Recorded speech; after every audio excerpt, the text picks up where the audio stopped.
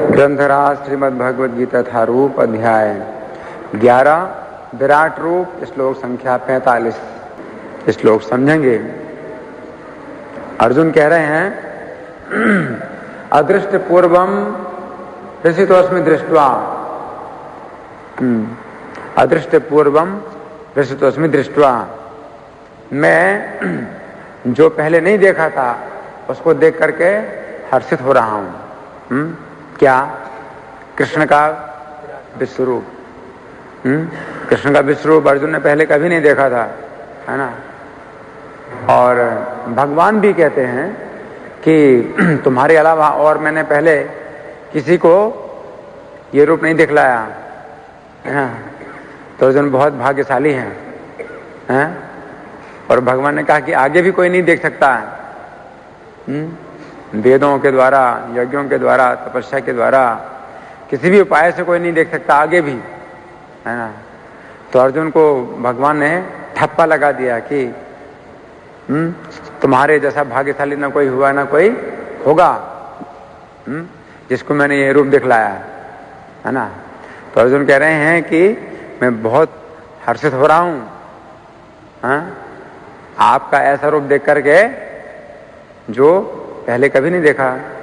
भय न चाह प्रव्यथितम मनो में, परंतु साथ साथ मेरा मन भयभीत, भय से व्यथित है। तदेव में दर्शय देव रूपम, इसलिए हे देव मुझे आप उसी रूप को दिखलाइए। प्रसीद देव इस जगत निवास है, तो हे देवताओं के स्वामी, जगत के निवास, आप प्रसन्न होइए, है ना। तो मुझे आप वही रूप दिखलाइए। कौन सा रूप? चतुर्भुज रूप दिखलाइए, है ना।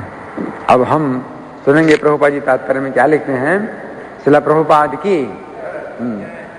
अर्जुन को कृष्ण पर विश्वास है क्योंकि वे उनके प्रिय मित्र हैं, और मित्र रूप में वे अपने मित्र के ऐश्वर्य को देखकर अत्यंत पुलकित हैं। हाँ, तो प्रभुपाद जी क्या बात बता रहे हैं कि पूरी भगवद गीता जो कृष्ण अर्जुन को सुना रहे हैं, क्यों सुना रहे हैं?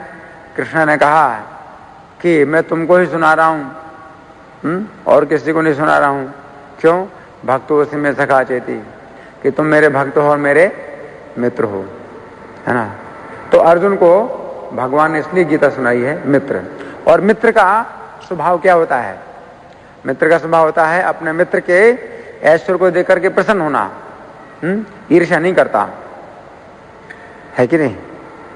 है? जो मित्र नहीं है, शत्रु है, तो वो आपके ऐश्वर्य को, धन संपत्ति को देख करके क्या करता है? ईर्ष्या करता है। तो आप उसको थोड़ी बताना चाहोगे, है कि नहीं?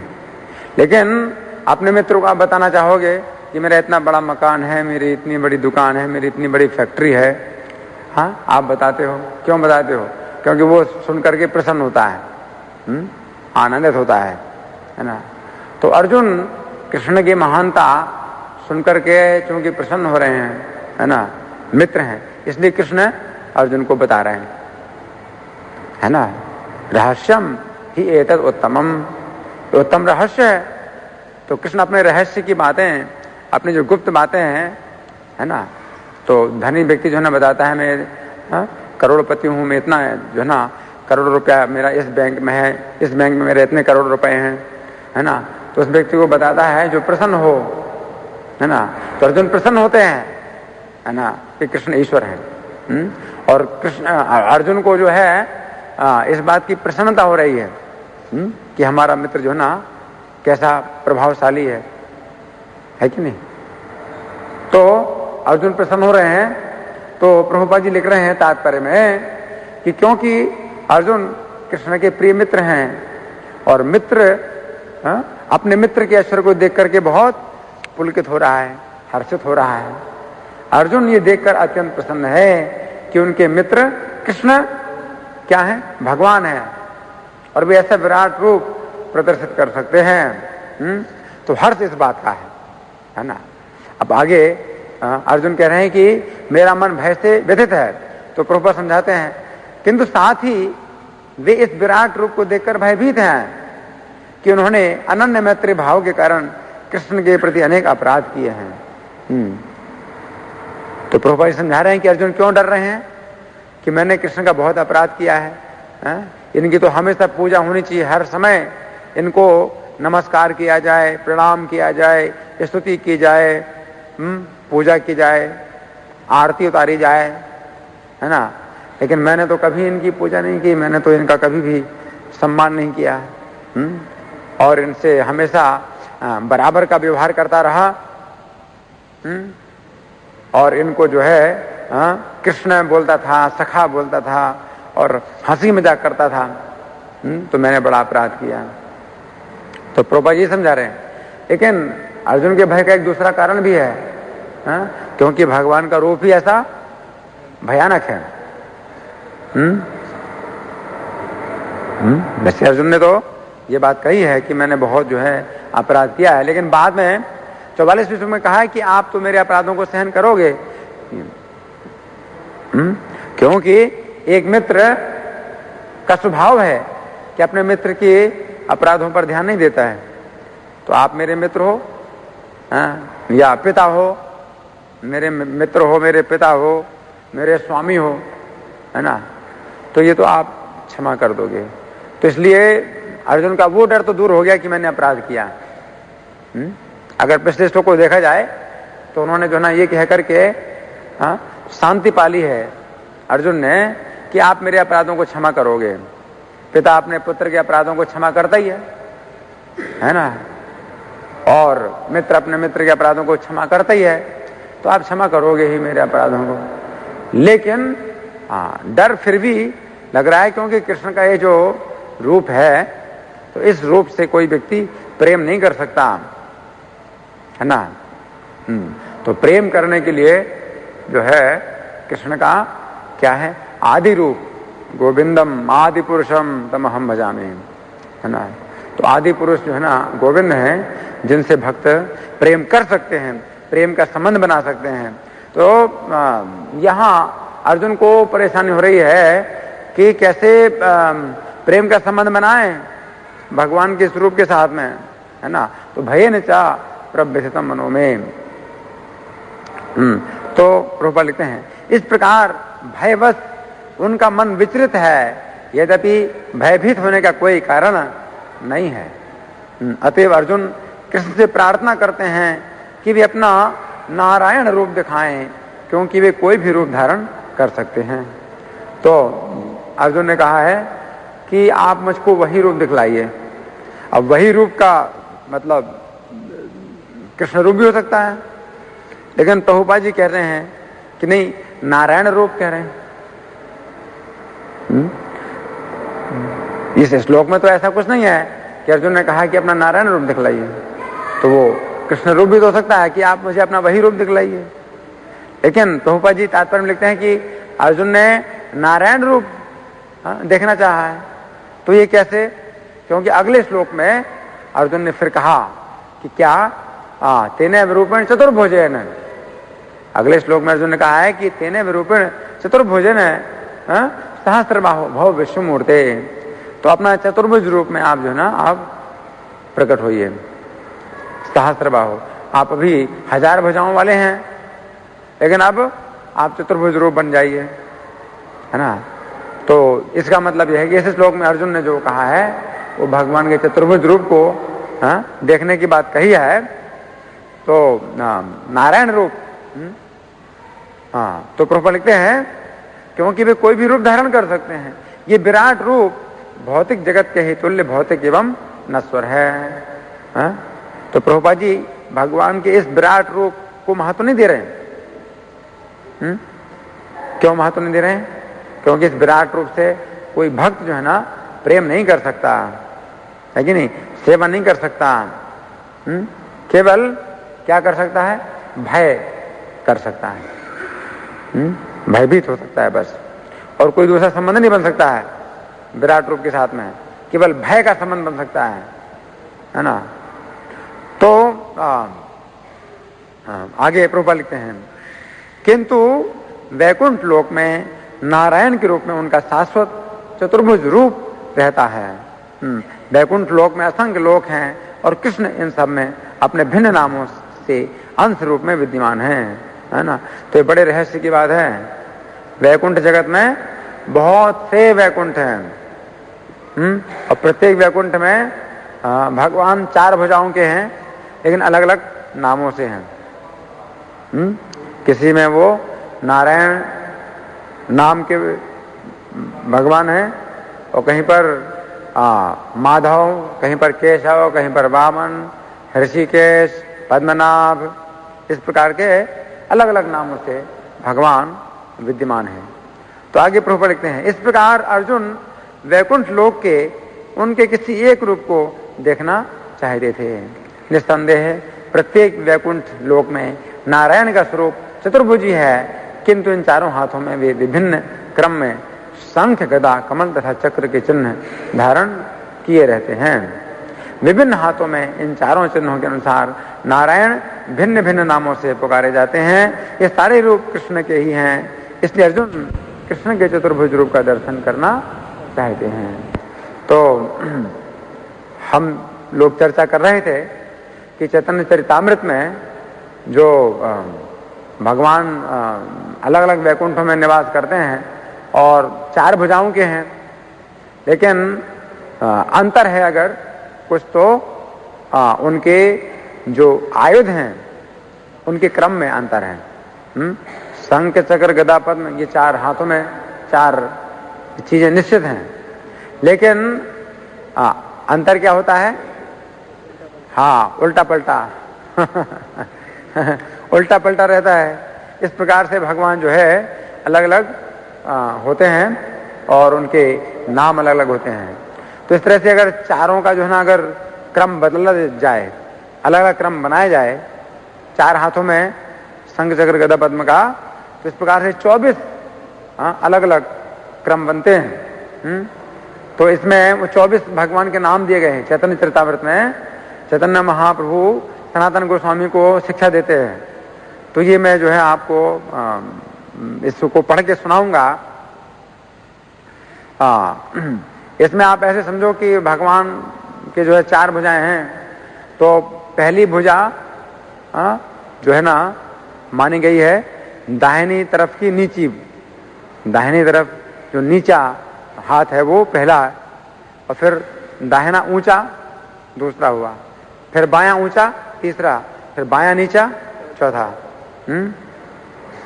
इस तरह से 1 2 3 4 इस तरह के क्रम में जो है अलग अलग आयुध हैं, है ना। तो सबसे पहला जो है क्रम है गदा का, गदा नीचे और शंख ऊपर, फिर चक्र ऊपर और कमल नीचे, इस प्रकार से। तो ये वासुदेव भगवान है, ये वासुदेव भगवान है जिनके गदा, फिर शंख, फिर चक्र और फिर कमल, इस प्रकार से है। फिर संकर्षण भगवान के कैसे हैं? संकर्षण भगवान का गदा, फिर शंख, फिर कमल और फिर चक्र, इस तरह से। वासुदेव गदा शंख चक्र पद्म धरण, संकर्षण गदा शंख पद्म चक्र कर्ण। फिर प्रद्युम्न भगवान, उनका क्या है? चक्र, फिर शंख, फिर गदा, फिर कमल।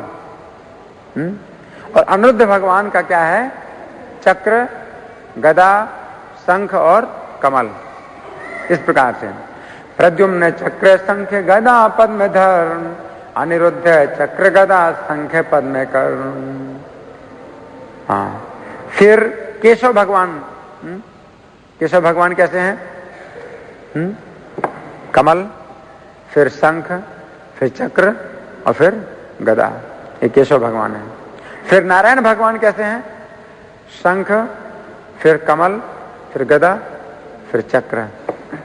श्री केशव पद्म शंख चक्र गदाधर, नारायण शंख पद्म गदा चक्रधर। फिर माधव भगवान कैसे हैं? गदा, फिर चक्र, फिर शंख, फिर कमल। और गोविंद भगवान कैसे हैं? चक्र, फिर गदा, फिर पद्म और फिर शंख। श्री माधव गदा चक्र शंख पद्म कर्ण, श्री गोविंद चक्र गदा पद्म शंख धर। फिर भगवान विष्णु कैसे हैं? गदा, फिर पद्म, फिर शंख, फिर चक्र। और मधुसूदन भगवान कैसे हैं? चक्र, फिर शंख, फिर कमल, फिर गदा। विष्णु मूर्ति गदा पद्म शंख चक्र कर, मधुसूदन चक्र शंख पद्म गदाधर। फिर त्रिविक्रम भगवान कैसे हैं? कमल, फिर गदा, फिर चक्र, फिर शंख। और वामन भगवान कैसे हैं? शंख, चक्र, गदा और कमल। त्रिविक्रम पद्म गदा चक्र शंख कर्ण, श्री वामन शंख चक्र गदा पद्म धर। फिर श्रीधर भगवान कैसे हैं? कमल, फिर चक्र, फिर गदा और फिर शंख। और ऋषिकेश भगवान कैसे हैं? गदा, चक्र, कमल और शंख। श्रीधर पद्म चक्र गदा शंख कर्ण, ऋषिकेश गदा चक्र पद्म शंख धरण। फिर पद्मनाभ भगवान कैसे हैं? शंख, कमल, चक्र और गदा। और दामोदर भगवान कैसे हैं? कमल, चक्र, गदा और शंख। पद्मनाभ शंख पद्म चक्र गदा कर, दामोदर दामोदर पद्म चक्र गदा शंख धर। पुरुषोत्तम भगवान कैसे हैं? चक्र, कमल, शंख और गदा। अच्युत भगवान कैसे हैं?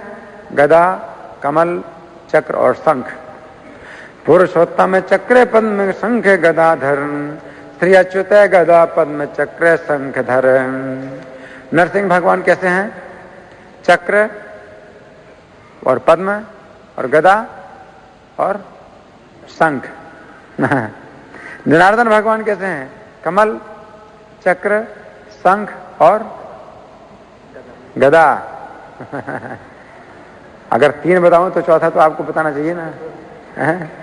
श्री नृसिंह चक्र पद्म गदा शंख धर, जनार्दन पद्म चक्र शंख गदा कर। अब हरि भगवान कैसे हैं? शंख, चक्र, पद्म और गदा। और श्री कृष्ण भगवान कैसे हैं? ये कृष्ण, ये मुरलीधारी कृष्ण नहीं है, ये विष्णु है। एक विष्णु है जिनका नाम कृष्ण है। तो वे श्री कृष्ण अपने हाथों में कैसे धारण करते हैं? शंख, गदा, कमल और चक्र। श्री हरि शंख चक्र पद्म गदा कर, श्री कृष्ण शंख गदा पद्म चक्र कर। अधोक्षित भगवान कैसे हैं? कमल, गदा, शंख और चक्र। और उपेंद्र भगवान कैसे हैं? शंख, गदा, चक्र और पद्म या कमल। ठीक है। अधोक्षज पद्म गदा शंख चक्र कर, उपेंद्र शंख गदा चक्र पद्म कर। उपेंद्र शंख गदा चक्र पद्म कर। तो इस प्रकार से ये हमने आपको 24 भगवान के नाम बतलाए और उनका आयुधों का क्रम बतलाया कि किस प्रकार के क्रम है भगवान के आयुध के। तो यहाँ इस श्लोक में अर्जुन भगवान से प्रार्थना कर रहे हैं कि आप मुझे अपना वही चतुर्भुज रूप दिखलाइए। अब अर्जुन कह रहे हैं कि आप वही चतुर्भुज रूप दिखलाइए। तो वही का मतलब वो इशारा कर रहे हैं पहले से, कि पहले जैसा। तो पहले कभी देखा होगा अर्जुन ने? कृष्ण का पहले कभी देखा होगा, तभी तो कह रहे हैं कि आप वही मुझे दिखलाइए। हमेशा तो कृष्ण चतुर्भुज रूप में नहीं रहते, हमेशा तो द्विभुज रूप में रहते हैं। कृष्ण के मित्र हैं, अर्जुन के मित्र हैं, तो अर्जुन के जो सखा हैं और पार्थ सारथी हैं, तो वे तो 2 भुजाओं के हैं। लेकिन अर्जुन कह रहे हैं कि आप मुझे वही चतुर्भुज रूप दिखलाइए। तो इसका क्या मतलब है? किस समय की बात कर रहे हैं अर्जुन कि मुझे आप वही चतुर्भुज रूप दिखलाइए? इस वर्णन से ऐसा पता चलता है कि जब अर्जुन ने कृष्ण से प्रार्थना की थी कि आप मुझे अपना विश्व रूप दिखलाइए, तो भगवान जो है जब अपना विश्व रूप दिखलाते हैं, हालांकि पहले इतना वर्णन नहीं हुआ है, लेकिन ऐसा लगता है कि भगवान ने पहले अपना 4 भुजाएं प्रकट की और फिर उन्होंने भुजाएं अपनी बढ़ाते गए, है ना। इसलिए भगवान ने अर्जुन से कहा है पश्चिमे पार्थ रूपाणी शतशोदय सहस्रतः, कि मेरे सैकड़ों हजारों रूपों को देखो, है ना। तो इस तरह से भगवान ने जो है ना अपनी भुजाएं भी ज्यादा बढ़ानी शुरू की और फिर अपने रूप भी बढ़ाने शुरू किए। तो अर्जुन को भी भगवान ने पहले अपने सैकड़ों रूप दिखलाए और फिर सैकड़ों से हजारों रूप कर दिए। इसलिए भगवान अर्जुन से कहते हैं एकदम से मतलब वो उन्होंने मतलब अपना विस्तार नहीं किया है, बल्कि धीरे धीरे, है ना। और पहले अपने सैकड़ों रूप दिखलाए और सैकड़ों से फिर हजारों हो गए, हजारों से फिर लाखों, लाखों से फिर करोड़ों, इस तरह से फिर अनंत रूप। आखिर जो है ना फिर अर्जुन को कहना पड़ा अनंत रूप, ना अंतम न मध्यम न पुनस्तवादिम, कि अब तो जो है ना मैं आपका ना तो अंत देखता हूं ना आदि देखता हूं। पश्यामि विश्वेश्वर विश्वरूप, और अनंत रूप भी अर्जुन ने कहा है भगवान को, है ना। अनंत रूप तो भगवान बाद में हुए, पहले सैकड़ों रूप हुए, फिर हजारों रूप हुए, फिर लाखों, फिर करोड़ों, फिर अरबों, इस तरह से वो बढ़ाते गए। उसी प्रकार से अपनी भुजाएं भी अनंत बाहु, सहस्त्र बाहु, है ना, चतुर्बाहु। तो भगवान ने जो है ना पहले चतुर्भुज रूप दिख रहा है, फिर सहस्त्र भुज, है ना, हजारों, फिर लाखों, फिर करोड़ों, इस प्रकार से भुजाएं भी बढ़ाते गए भगवान। तो अर्जुन जो कह रहे हैं तदेव में दर्शय देव रूपम, कि हे देव आप मुझको आप वही रूप दिखलाइए। इसका मतलब यह है कि वो चतुर्भुज रूप दिखलाइए जो आपने इस विश्व रूप को दिखाने के पहले प्रकट किया था। तो कृष्ण अपना जो विश्व रूप दिखलाते हैं उसका क्रम यही है कि पहले वे चतुर्भुज रूप बनते हैं, 2 भुजाओं से 4 भुजाएं होती हैं उनकी, और फिर 4 भुजाओं से फिर वो अपना बढ़ाते जाते हैं, बढ़ाते जाते हैं, बढ़ते जाते हैं। तो इसी प्रकार से अब भगवान जो है जब आएंगे मनुष्य रूप में, कृष्ण रूप में आएंगे, तो पहले चतुर्भुज रूप होंगे और चतुर्भुज रूप से फिर वो क्या होंगे, द्विभुज रूप होंगे, है ना। तो अर्जुन जो कह रहे हैं तदेव में दर्शय देव रूपम, कि आप मुझे वही रूप दिखलाइए। और फिर क्या कहते हैं अर्जुन अंतिम पंक्ति में, क्या कहते हैं, प्रसीद देवेश जगन निवास है, प्रसन्न होइए हे देवताओं के स्वामी, आप प्रसन्न होइए, हे जगत निवास आप प्रसन्न होइए।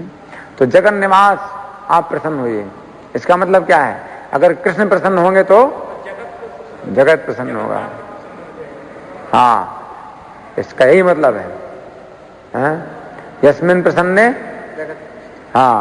यस्मिन तुष्टे जगत तुष्टो भवति, इस प्रकार का है ना।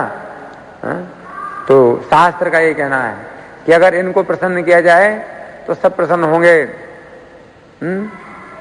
अगर इनको प्रसन्न ना किया जाए तो कोई प्रसन्न नहीं हो सकता है ना। आप प्रसन्न करते रहो, है ना, लेकिन कोई प्रसन्न नहीं होता है, सब नाराज होते हैं, है कि नहीं। तो ये रहस्य है, भगवत गीता में ये रहस्य जो है जगह जगह प्राप्त होता है। कृष्ण को प्रसन्न करो, कृष्ण को प्रसन्न करो तो सब प्रसन्न है, सब दिशाएं प्रसन्न हैं।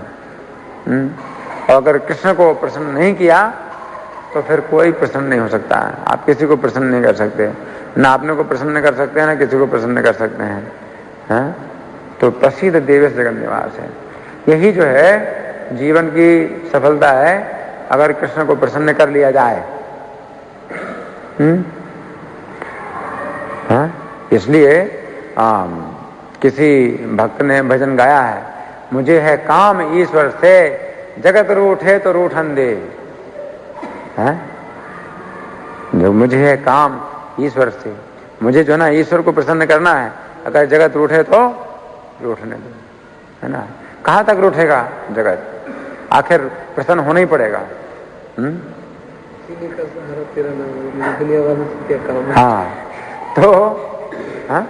तो ये है असली। लेकिन आजकल जो योजनाएं बनाई जा रही हैं, समाज सेवा, देश सेवा, मानव सेवा, है ना, ये सब जो है ना असफल होती हैं, असफल होती हैं, क्योंकि कृष्ण को प्रसन्न नहीं करते, इसलिए सब असफल होती हैं, है ना।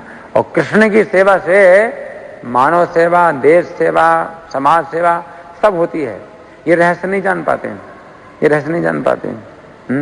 जैसे वृक्ष की जड़ है वो दिखाई नहीं पड़ती, लेकिन वो जड़ के प्रसन्न होने से ही ये पूरा वृक्ष प्रसन्न हो रहा है ना। तो ये जो है ना बड़ी व्यवहारिक बात है, लेकिन जो व्यक्ति अनुभवी नहीं है तो वो समझ नहीं सकता इस बात को। जैसे मुझे भी याद है कि जब मैं छोटा बच्चा था तो घर में तुलसी का पौधा सूख गया, तो मेरे पिताजी बोले कि देखो तुलसी का पौधा सूख गया। तो मैंने कहा कि हाँ बिल्कुल सूख गया, और सूख गया तो सूख गया, अब थोड़ी हरा भरा हो सकता है? जो पौधा सूख गया तो सूख गया, अब हरा भरा थोड़ी हो सकता है। तो मेरे पिताजी बोले कि अभी एक लोटा पानी लाओ और मिट्टी में डालो, तुलसी की मिट्टी में डालो। तो मैंने कहा पानी लेके आओ और इस गमले में डालो। तो मैंने विचार किया कि पिताजी कह रहे हैं तो मुझे तो करना पड़ेगा, लेकिन ये तो बेकार का काम बता रहे हैं, है ना। गमले में पानी डालने से फायदा क्या है? ये पूरा पेड़ तो सूख गया, अब गमले में पानी डालने से क्या फायदा है? तो पिताजी बोले कि डालो पानी और देखो शाम को ये पूरा पौधा हरा हो जाएगा, पूरा पेड़ हरा भरा हो जाएगा। इतनी बड़ा पेड़ था तुलसी का जैसा ये है। तो मैंने उनकी बात को तो मना नहीं किया, क्योंकि शिष्टाचार के विरुद्ध था, लेकिन लगा कि बात तो बिल्कुल गलत बोली है। मन में तो यही विचार आया कि पिताजी ने जो बात बोली है वो सही नहीं बोली है, गलत बोली है, लेकिन शिष्टाचार तो यही है कि गलत बोला है तो भी मान लो, स्वीकार कर लो। तो इसलिए मैंने स्वीकार कर लिया और बात को दिमाग से निकाल दिया कि तो कुछ मतलब ही नहीं है। पौधा कैसे हरा भरा हो जाए, सूखा पौधा कैसे हरा भरा हो जाएगा, मिट्टी में पानी डालने से कैसे हरा भरा हो जाएगा। शाम को जो है जब फिर मिले पिताजी मुझे और उन्होंने दिखाया, बोले देखो मैंने कहा था ना तुम्हें पानी डाला है जड़ में और वो देखो हरा भरा हो जाएगा, अभी देखो हरा भरा हो गया। तो जब मैंने देखा कि पूरा पौधा मतलब देखो हजारों पत्तियां हैं, है ना, सब हरी हो गई, तो मुझे बड़ा आश्चर्य हुआ, है ना। तो जब तक ना किया जाए और ना देखा जाए तब तक कोई व्यक्ति समझ नहीं सकता इस चीज को। तो इसलिए जो है ये जो रहस्य है, भगवत गीता का रहस्य है, तो ये व्यक्ति करके जो है ना देखता है, ऐसा और नहीं, करके व्यक्ति जो है ना इसका प्रयोग करे और देखे परिणाम। तो ये जो भगवत गीता है ये वो प्रैक्टिकल चीज है, ये कोई ऐसी चीज नहीं है कि भाई मान लो तो है, नहीं मानो तो नहीं है, ये चीज वो नहीं है, ये विज्ञान है। जो भगवत गीता है ये एक विज्ञान है। कृष्ण को प्रसन्न करने से अपनी प्रसन्नता होती है और सबकी प्रसन्नता होती है। अगर आप सबसे बड़े स्वार्थी हैं कि अपना ही भला करना चाहते हैं तो भी आप कृष्ण को प्रसन्न करो। अगर आप बहुत बड़े परमार्थी हैं कि सबका भला करना चाहते हैं, समाज का भला करना चाहते हैं, देश का भला करना चाहते हैं, या सब जीवों का भला करना चाहते हैं, तो भी कृष्ण को प्रसन्न करो। और कोई दूसरा उपाय नहीं है। आप चाहे इस वृक्ष की एक पत्ती को हरा करना चाहते हो या सब पत्तियों को हरा करना चाहते हो, लेकिन क्या करना पड़ेगा? जड़ में पानी डालना पड़ेगा और कोई दूसरा उपाय नहीं। नान्या पंथा विद्यते अनाय, और कोई दूसरा उपाय नहीं है ना। लेकिन मूर्खों की कमी नहीं है इस संसार में, मूर्खों की कमी नहीं है। इसलिए यत मत तत्पथ, जो तुम्हारा मत हो उसी रास्ते पर चलो। बेवकूफ, है ना, जो तुम्हारा मत हो कैसे तुम्हारा मत हो, है ना। अगर इस पेड़ के जो है ना पत्तों को हरा करना है तो और कोई उपाय ही नहीं है। शास्त्र कहते नान्या पंथा विद्यते ना है कि और कोई दूसरा पंथ ही नहीं है। तमे विदित्वाति मृत्यु में थी, उनको जान करके ही उनको प्रसन्न करने से ही आप मृत्यु से छूट सकते हो, और कोई दूसरा रास्ता नहीं है। और मूर्ख लोग क्या कहते हैं, यत मत तत्पथ, जो तुम्हारा मन, जो तुम्हारी मर्जी हो वही रास्ता, जो तुम्हारी मर्जी वो रास्ता है। तो कितना गलत है, इसी को पाखंड कहते हैं। तो कलयुग में बहुत पाखंड फैल रहा है ना। लेकिन अर्जुन ने प्रत्यक्ष देखा, क्या कृष्ण के शरीर में संपूर्ण विश्व सब कुछ है, कृष्ण के शरीर में सब देवता भी कृष्ण के शरीर में है। प्रत्यक्ष देखा। अगर कृष्ण प्रसन्न हो तो सब देवता प्रसन्न हैं, अपने आप प्रसन्न है ना।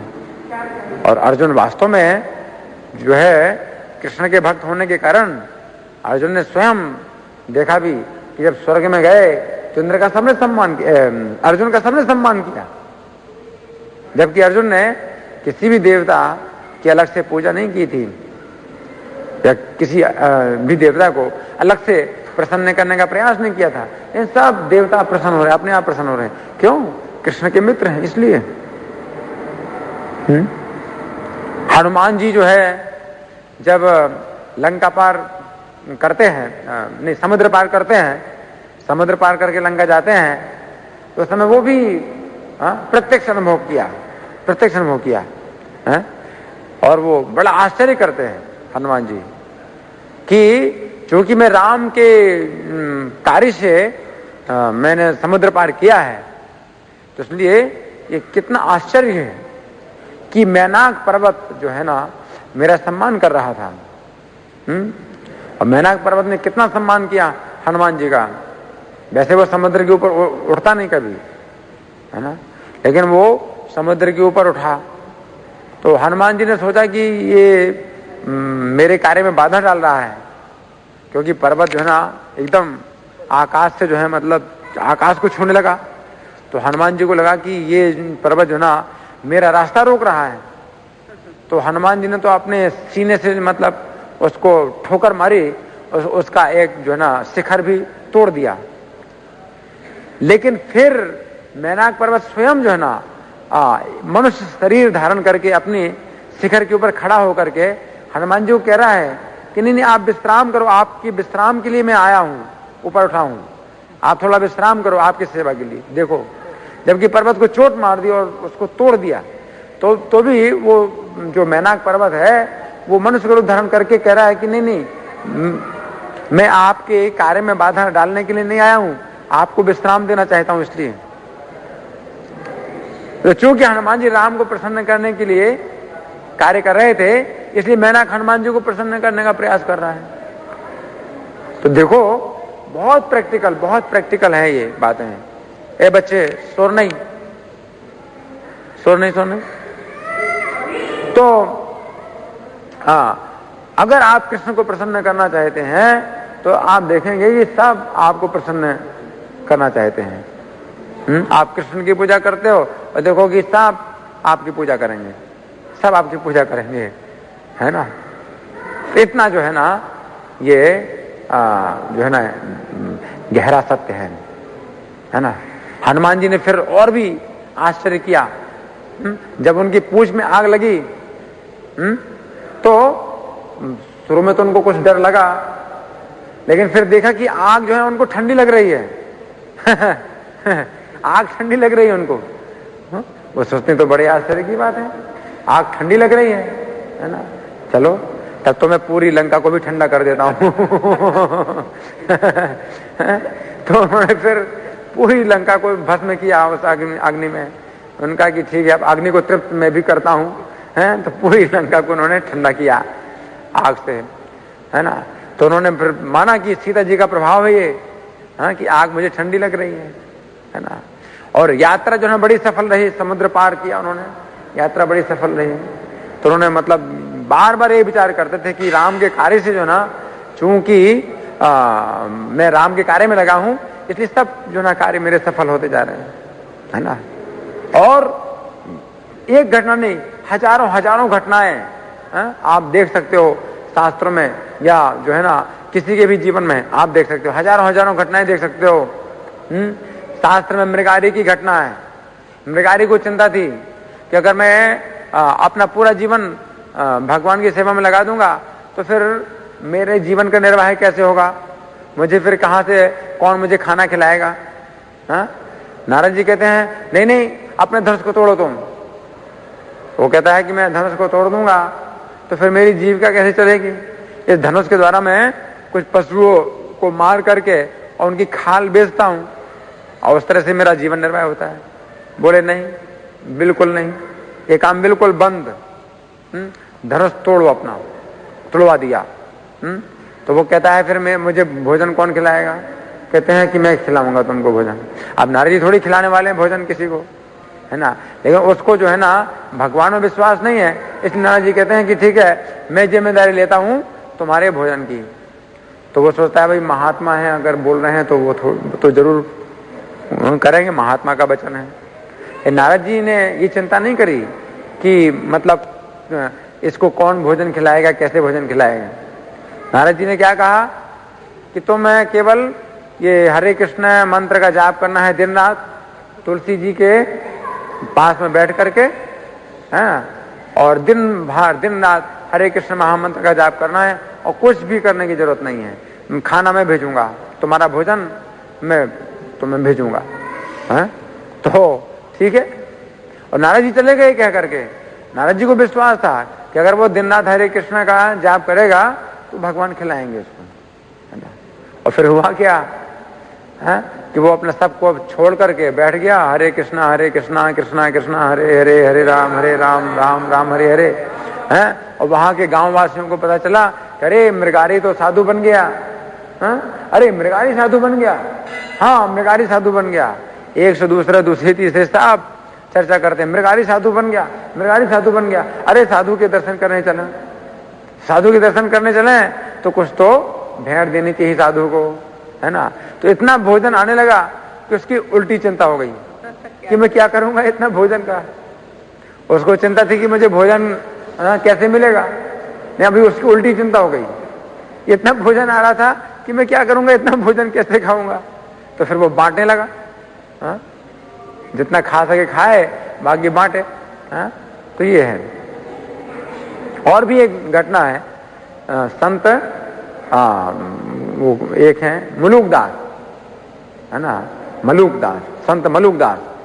तो पहले वो भगवान में विश्वास नहीं करते थे, और साधु संतों की भी खिल्ली उड़ाते थे। तो एक उनके गांव में संत आए तो राम कथा सुनाई। तो वो राम कथा सुनाते सुनाते उन्होंने ये बात बोली कि राम जी तो सबको खिलाने वाले हैं।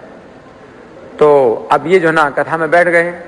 अब प्रश्न करने का तो मौका मिला नहीं कथा के बीच में। तो जब कथा समाप्त हो गई, सब चले गए, तो ये पहुंचे महाराज के पास। बोले महाराज आपने क्या बोला कि राम जी सबको खिलाते हैं। बोले हाँ बेटा सबको खिलाते हैं। तो बोले अच्छा तो महाराज मैं अगर ना खाऊं तो क्या राम जी मुझे खिला देंगे। तो उनके मुंह से निकल गया हाँ हाँ बेटा जरूर खिला देंगे। अब इन्होंने सोचा कि अब संत महाराज की बात को मुझे अब तो झूठा करना है, अब मैं अगर नहीं खाऊंगा तो कौन खिलाएगा। तो सोचा कि अगर घर में बैठ जाऊंगा और नहीं खाऊंगा तो घर वाले जबरदस्ती खिला देंगे। तो मैं जंगल में जाता हूँ, ऐसे जंगल में जाता हूँ जहां निर्जन कोई व्यक्ति नहीं जाएगा और किसी को पता भी नहीं होगा कि मैं कहाँ चला गया हूँ, और एक पेड़ के ऊपर बैठ जाऊंगा निर्जन वन में। तो निर्जन वन में जाकर के एक पेड़ के ऊपर बैठ गए, पेड़ में किसी को पता नहीं। सोचे आप राम जी कैसे खिलाएंगे, देखता हूँ राम जी कैसे खिलाते हैं मुझे। अब उसको कौन खिलाए। तो सवेरे से दोपहर हो गई, दोपहर से शाम हो गई है। अब उसने सोचा आप संत महाराज की बात तो झूठी निकली, शाम हो गई और राम जी थोड़ी खिलाने वाले मुझे। लेकिन उसी समय उन्होंने देखा कि कुछ यात्रियों का दल आ रहा है। तो उन्हें कुछ पता नहीं है कि किस पेड़ के ऊपर कौन बैठा है, लेकिन उसी पेड़ के नीचे बैठे वो लोग और अपना जो भोजन है वो खोल करके और खाना शुरू किया। अचानक खाते खाते उन्होंने क्या देखा, शुरू किया था मतलब खाना शुरू नहीं किया था, शुरू करने वाले थे, और देखा कि धूल उड़ रही है थोड़ा दूर से। और धूल उड़े तो जरूर डाकू लोग हैं, और डाकू लोग हैं तो हमारे पैसा छीनेंगे। तो वो सोचते हैं कि जो भोजन है वो जाने दो, अपने पैसे को बचाओ। तो अपना पैसा सा लेकर के और भोजन छोड़ करके भागे।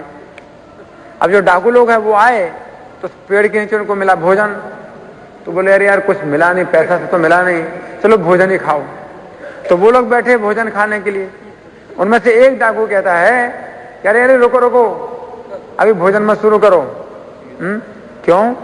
अरे हो सकता है हमको मारने के लिए वो जहर मिला गए हो इस भोजन में। अरे तो फिर क्या किया जाए? किसी को खिलाना पड़ेगा टेस्ट करने के लिए, तो किसी को खिलाया जाए। तो कोई कुत्ता भी तो नहीं मिल रहा है यहाँ, किसी कुत्ते को खिला दे रहे, तो कोई कुत्ता भी नहीं मिल रहा है। तो एक की नजर पड़ी ऊपर, अरे वो बैठा है ऊपर। अच्छा, तूने जहर मिलाया हमारे भोजन में? तो ये कहते हैं अरे भैया उस भोजन में जहर नहीं है, तुम लोग खाओ भोजन, अच्छा भोजन है। कहता अच्छा हमको बेवकूफ बनाता है, पहले तुझको खिलाएंगे, उधर अगर नहीं उतरेगा तो हम उतारे तुझको, उतर खा। उन्होंने जबरदस्ती उतार करके भोजन खिलाया। जब पूरा तृप्त हो गए तब फिर उन्होंने छोड़ा, तब उन्होंने भोजन शुरू किया। तो तब से वो जो ना संत बन गए। इस घटना से वो बहुत बड़े संत बन गए। उन्होंने एक दोहा लिखा है, अजगर करे न चाकरी, पंछी करे न काम, दास मलूका कह गए सबके दाता राम। इसका मतलब क्या है? अजगर करे न चाकरी, अजगर जो है ना पड़ा रहता है, एक ही जगह पर पड़ा रहता है, और अपने उसके मुंह में ही आ जाता है भोजन, वो पड़ा रहता है, कई दिन तक वो पड़ा रहता है। तो बहुत धीरे धीरे चलेगा, अगर कई दिन तक भोजन नहीं मिला है तो फिर धीरे धीरे चलेगा कुछ भोजन ढूंढने के लिए, नहीं तो वो अपना पड़ा रहता है, उसके मुंह में ही भोजन आ जाता है ना। तो अजगर कोई चाकरी नहीं करता, और पंछी करे ना काम, और पंछी भी कोई नौकरी नहीं करते हैं, सर्विस नहीं करते हैं पक्षी लोग, है ना। लेकिन भोजन कौन देता है उनको? हाँ, दास मलूका कह गए सबके दाता राम। तो मलुक दास जी कह गए कि सबके देने वाले राम है ना। तो इस तरह से यहाँ इस श्लोक में अर्जुन यही कह रहे हैं, प्रसिद्ध देवेश जगन निवास है। जीवन की सबसे बड़ी सफलता क्या है? कृष्ण को प्रसन्न करना। देवेश है, देवताओं के ईश्वर हैं। अगर कृष्ण प्रसन्न हो जाएंगे तो सब देवता अपने आप प्रसन्न हो जाएंगे। देखो शिव जी अर्जुन से अपने आप प्रसन्न हो गए। अर्जुन ने तो युद्ध किया शंकर जी से, और शंकर जी प्रसन्न हो गए। जबकि लोग पूजा करते हैं तो भी शंकर जी प्रसन्न होते हैं, कभी प्रसन्न नहीं होते हैं, और कभी रुष्ट भी हो जाते हैं, है ना। ये अर्जुन ने शंकर जी से युद्ध किया तो भी प्रसन्न हो गए अर्जुन, अर्जुन के ऊपर। इसी प्रकार से इंद्र भी अर्जुन के ऊपर प्रसन्न हो गए।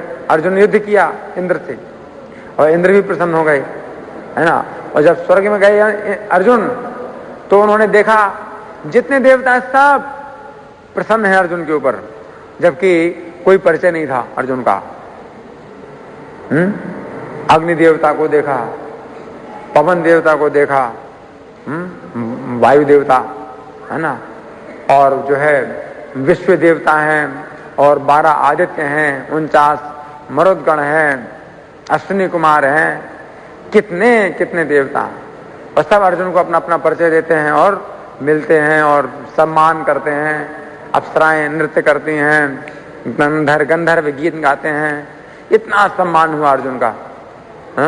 तो अर्जुन को आश्चर्य हो रहा था कि मेरा कोई संबंध नहीं है इनके साथ में, लेकिन ये सब लोग कितने प्रसन्न हो रहे हैं मेरे ऊपर, है ना। तो इससे पता चलता है कि जगन निवास, अर्जुन कृष्ण को कह रहे हैं जगन निवास, इसका मतलब यह है कि कृष्ण को प्रसन्न करने से पूरा जगत प्रसन्न होता है ना। प्रभुपाद जी ने करके दिखलाया। प्रभुपाद जी कृष्ण को प्रसन्न करने के लिए गए थे अमेरिका, है ना, लेकिन पूरा अमेरिका जो है ना प्रसन्न हुआ प्रभुपाद से। रजनीश ने अमेरिका को प्रसन्न करने का प्रयास किया था। रजनीश अमेरिका गए थे अमेरिका के लोगों को प्रसन्न करने के लिए, अमेरिका वालों ने उनको लात मार के भगाया है, उनकी किताबें बैन करा दी हैं। और प्रभुपाद जी अमेरिका गए थे कृष्ण को प्रसन्न करने के लिए हैं। वहां पर उन्होंने खुले शब्दों में कहा कि तुम लोगों का समाज कुत्ते बिल्लियों का है, और सब प्रसन्न। प्रभुपाद जी निर्भीक होकर कहते तुम लोगों का समान कुत्ते बिल्लियों जैसा है, तुम लोग कुत्ते बिल्ली जैसे हो। सबकी निंदा की उन्होंने, कृष्ण को प्रसन्न नहीं किया। सब अमेरिकी सरकार खुश, बहुत सम्मान किया।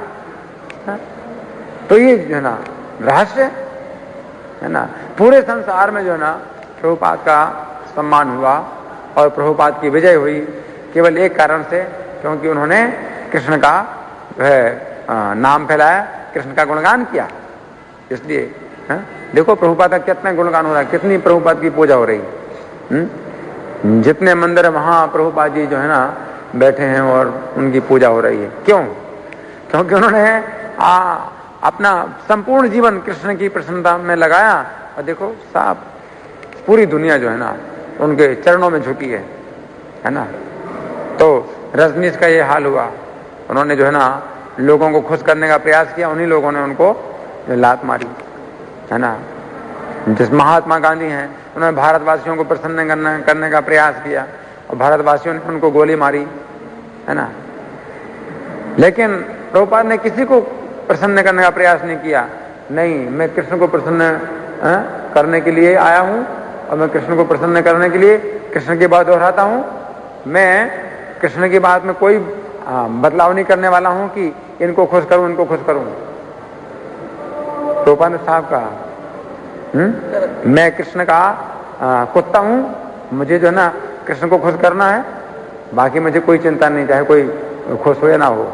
अमेरिका में प्रभुपाद जी आए तो कुछ लोगों ने, जो रामकृष्ण मिशन के जो सन्यासी थे, तो उन्होंने कहा कि अगर अमेरिकी जनता को खुश करना है तो आप जो है ना इतने कठोर नियम मत उनके ऊपर लागू करो, कि मांसाहार नहीं, जुआ नहीं, शराब नहीं, ये सब नहीं, बल्कि उनके रहन सहन को आप भी स्वीकार करो और आप भी पैंट शर्ट पहनो और कांटे चम्मच के साथ में आप भी खाना सीखो। तो प्रभुपाद ने क्या कहा, मैं यहाँ पर कुछ देने के लिए आया हूँ, कुछ लेने के लिए नहीं आया हूँ। तो प्रभुपाद जी ने साफ कह दिया, अगर कोई कुछ ग्रहण करेगा मुझसे तो ग्रहण करे, लेकिन मुझे किसी से कुछ ग्रहण नहीं करना है ना। तो उन्होंने कहा कि आपसे फिर कौन कुछ सीखेंगे। तो प्रभुपाद ने कहा सीखें ना सीखें, लेकिन जो कृष्ण का संदेश है मैं किसी को खुश करने के लिए बदलने वाला नहीं हूं। और देखो सब खुश हुए। ये भगवद गीता यथारूप प्रभुपाद ने प्रदान की। यथारूप का मतलब जो कृष्ण ने बातें कही हैं वही प्रभुपाद ने बताई हैं, कोई बात अपनी जोड़ी नहीं है ना। इसलिए पूरी दुनिया में लोग कृष्ण के भक्त बने है ना। तो इस तरह से जो है अर्जुन चूंकि कह रहे हैं प्रसिद्ध देवे जगन निवास, ये बड़ी महत्वपूर्ण बात है कि आप प्रसन्न हो जाओ। बस ये न के न प्रकार है, जिस किसी प्रकार से भी आप रिझा लो, कृष्ण को प्रसन्न कर लो, तो बस आपका सब काम बन गया है ना।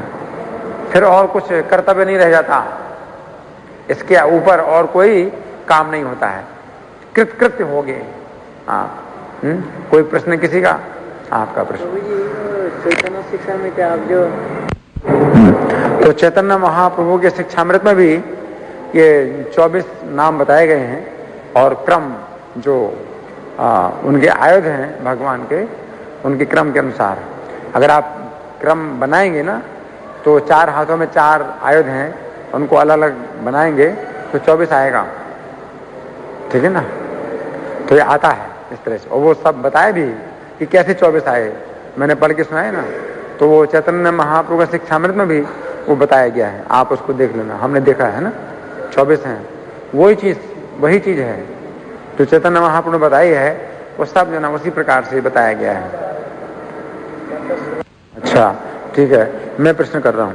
अर्जुन ने कहा है कि मैंने आपको पहले इस रूप में नहीं देखा है, तो देख करके मैं हर्षित हूं।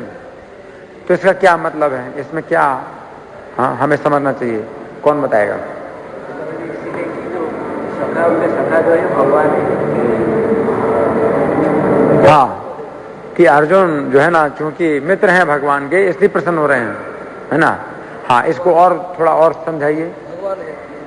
कृष्ण भगवान है तो अर्जुन प्रसन्न हो रहे हैं ये समझ करके, तो इसमें हमने कुछ तुलना दी थी।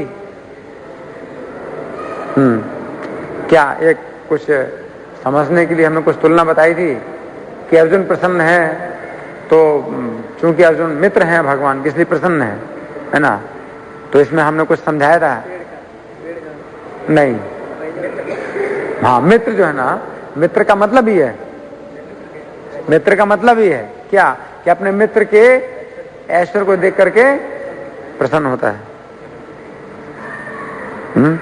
अपने मित्र के ऐश्वर्य को देख करके प्रसन्न होता है ना। और हमें मित्र बनना चाहिए भगवान का, हमें भगवान का मित्र बनना चाहिए।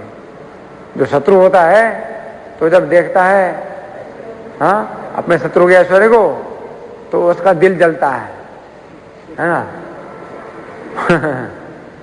जब उसको पता चलता है करोड़पति बन गया तो उसका जो है उसको बुखार चढ़ जाता है ना। और जब वो देखता है कि वो 10 करोड़ हो गया उसको तो उसका जो ना बुखार और तेज हो जाता है। जब उसको लगता है, उसको पता है 100 करोड़ हो गया उसका, तो फिर उसका जो ना हार्ट अटैक हो जाता है ना। लेकिन जो मित्र होता है वो और प्रसन्न होता है ना। तो अर्जुन प्रसन्न हो रहे हैं, है ना।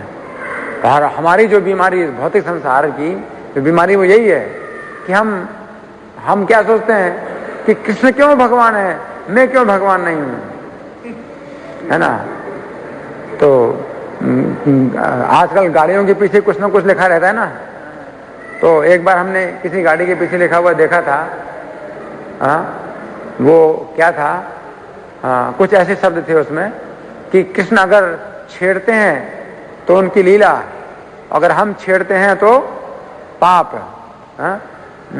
तो वो बड़ा दुख से जो ना उसमें लिखा गया है कि कृष्ण जब छेड़ते हैं तो लीला होती है, और हम जब छेड़ते हैं तो कहता है कि पाप कर रहे हैं, हम पाप कर रहे हैं। तो कितने मतलब उनको ईर्ष्या हो रही है कि कृष्ण जो ना तो भोगते हैं लेकिन हम नहीं कृष्ण की नकल कर सकते हैं, तो उनको बड़ा दुख होता है। तो यही जो है ना ईर्ष्या है। लेकिन जो मित्र है वो प्रसन्न होता है। अर्जुन मित्र हैं। कलयुग का सुदामा में बताया ना, वो भी ईर्ष्या कर रहा है। सुदामा एक सज्जन है, उन्होंने अखबार में भी जो ना अपना कुछ विज्ञापन निकाला, है ना। तो अपने को निर्धन मान करके, निर्धन समझ करके अपने को सुदामा घोषित कर दिया कि हम सुदामा हैं। तो यहाँ कृष्ण के मंदिर में हम आए तो हमारा कोई स्वागत नहीं हुआ, हमारी किसी ने पूजा नहीं की, तो आजकल के सुदामा ऐसे हैं, है ना। जो द्वापर युग में जब सुदामा थे तो वे निर्धन थे, तो उन्होंने नहीं सोचा था कि मैं कृष्ण से मिलूंगा तो मुझे कृष्ण धन देंगे, ज्यादा धन देंगे या थोड़ा धन देंगे, नहीं। वो सोचते हैं कि अगर कृष्ण से मिलूंगा तो यही बहुत बड़ा लाभ है कि कृष्ण के दर्शन हो जाएंगे, मित्र के दर्शन हो जाएंगे, ये बहुत बड़ा लाभ है। कम से कम ये देख करके जो है ना आनंद होगा कि कृष्ण कितने सुखी हैं, है ना। तो सुदामा जी ये आनंद लेने गए थे, और जब द्वारका में देखा कृष्ण का ऐश्वर्य तो बड़े प्रसन्न हुए। उन्होंने नहीं सोचा कि नहीं कृष्ण का इतना ऐश्वर्य क्यों है, मेरा क्यों नहीं है ना, ऐसा नहीं सोचा। और जब कृष्ण कुछ नहीं दिया, तो रास्ते में क्या सोच रहे थे कि कृष्ण कुछ नहीं दिया है, ये भी कृष्ण की कृपा है। कृष्ण ने सोचा कि ये मूर्ख ब्राह्मण मुझे भूल जाएगा, इसलिए कृष्ण ने मुझे कुछ नहीं दिया। सुदामा जी को पता नहीं था कि कृष्ण ने कितना दिया है, लेकिन जब उन्होंने सोचा कि कृष्ण ने कुछ नहीं दिया है तो भी कृपा देखते हैं कृष्ण की, ये भी कृष्ण की कृपा है। और जब गए वहां और देखा कि कृष्ण ने 80 में उनको संपत्ति दी है, तो उन्होंने सोचा कृष्ण की कितनी कृपा है कि मुझे इतना दिया है ना। तो ये जो है मित्र का ये कार्य, सुदामा मित्र है इसलिए ऐसे सोच रहे हैं। और कोई प्रश्न किसी का? अच्छा लगता है आपका तो फिर सुदामा ने जो है यही प्रार्थना की, सच्चे दिल से यही कामना की कि मुझको जो है बस एक ही मेरी इच्छा है, एक ही मेरी कामना है, मनोकामना है, क्या? जन्म जन्म कृष्ण की मित्रता प्राप्त हो। जन्म जन्म एक ही चीज चाहिए मुझे बस, और मुझे चाहे कुछ ना मिले, क्या मिले?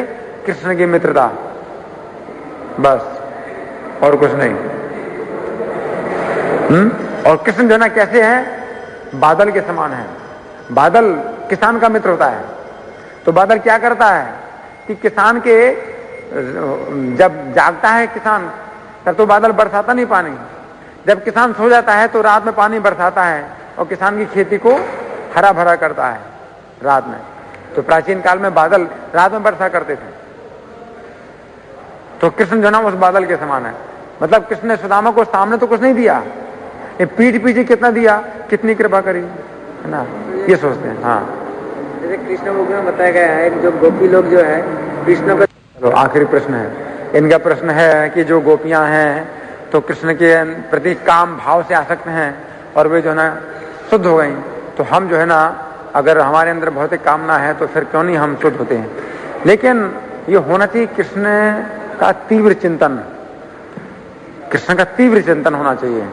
जो गोपियां हैं वो कृष्ण के रूप में आ सकते हैं तो कृष्ण को पाना चाहती हैं, चाहे वो जैसे भी हो, लेकिन वो कृष्ण का चिंतन करती हैं दिन रात। या जैसे शिशुपाल था, वो कृष्ण का शत्रु रूप में चिंतन करता था, तो दिन रात वो कृष्ण का चिंतन करता था, कृष्ण के रूप का ही चिंतन करता था। और इससे क्या हुआ? उसके अंदर कोई भौतिक कामना ही नहीं रहती थी, सब भौतिक कामनाएं समाप्त हो गई। वो कृष्ण से द्वेष कर रहा है, इतना द्वेष कर रहा है कि उसकी भौतिक कामनाएं समाप्त हो गई। कंस था, भयभीत था, तो कृष्ण से इतना भयभीत था, वो कृष्ण को मार डालना चाहता था, तो इतना भयभीत था कि उसकी इंद्रिय तृप्ति के सब विचार खत्म हो गए। वो दिन रात कृष्ण का चिंतन कर रहा है, भय में चिंतन कर रहा है। इस प्रकार से वो शुद्ध हो गई। लेकिन इस प्रकार की जो तीव्रता है ना हमारे अंदर नहीं है ना। जो कृष्ण का अनन्य चिंतन करे, अनन्यास चिंतयन्तु माम, अनन्य माने अन्य और किसी का चिंतन नहीं करे, कृष्ण का ही चिंतन कर रहा है। चाहे शत्रु मान ले कृष्ण को, इन एकमात्र वही शत्रु, और कोई नहीं है। कोई अपना पति मानती, एकमात्र वही पति है और कोई नहीं।